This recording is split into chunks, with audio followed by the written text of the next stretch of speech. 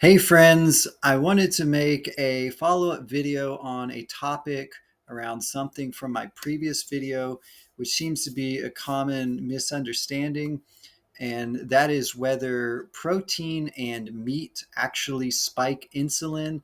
And the answer to that is yes, they do. You're going to get an insulin spike, or your insulin is going to go up from eating uh, protein or meat, and you're going to get basically the same kind of response as you do to some of the good carbs I was talking about previously in that video, and which we'll touch on here as well. So in essence, I think what I was saying before is there's this huge fear of carbs nowadays, and one of the reasons being is because we have a lot of these processed carbs like sugar, which yes, those absolutely do raise and spike your insulin even more than these good carbohydrates or proteins do. However, let's not throw the baby out with the bathwater. And for instance, let's look at this article right here called Insulin Response. It comes from Eating Protein 2. And it just says that, you're going to get the same effect of insulin being raised from eating protein and meat as from these good carbs. And we have here a chart. If you want to check this out, um, this is the insulin index of common foods, right? And let's look at this right here. So, right here we have beef, and right here we have fish. So, notice absolutely we are getting an insulin response from cheese, beef, fish, etc. And let's also note that we are getting you're going to see here, a higher insulin response from beef and fish than from porridge or oatmeal, right? Because that's one of those healthy carbs. So look at that. Beef and fish are raising insulin levels higher than oatmeal.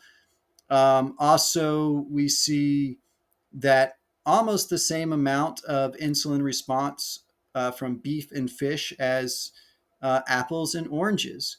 And oranges are a fairly high sugar fruit, right? And look at this, brown pasta, and even, this is surprising, white pasta has a lower insulin response, again, than beef and fish. Kind of similar levels seen from grain bread and brown rice. And see here, it's not until we start getting into these really processed, right, and refined carbs that the insulin starts getting higher and higher, right? French fries, white rice, white bread, potatoes, donuts, croissants, cakes, crackers, and cookies, right? Potato chips as well, and ice cream. Actually, check this out though. Yogurt is pretty high. And of course, a Mars bar and jelly beans, pure candy. Yeah, way up there. So, guys, I hope this kind of uh, clears up some misunderstanding that yes, you absolutely do have an insulin response to protein and meat in general. The only macronutrient that's not going to give you any kind of insulin response, of course, is fat. And also, let me mention, look at this, peanuts. This is cool. Peanuts is really, really low.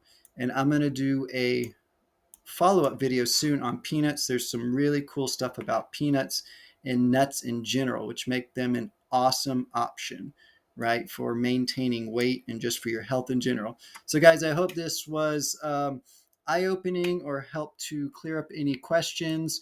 Let me know what you think and drop me some more questions or comments down below. Again, thanks for watching. Remember to subscribe if you haven't, and check out the next one. Thanks.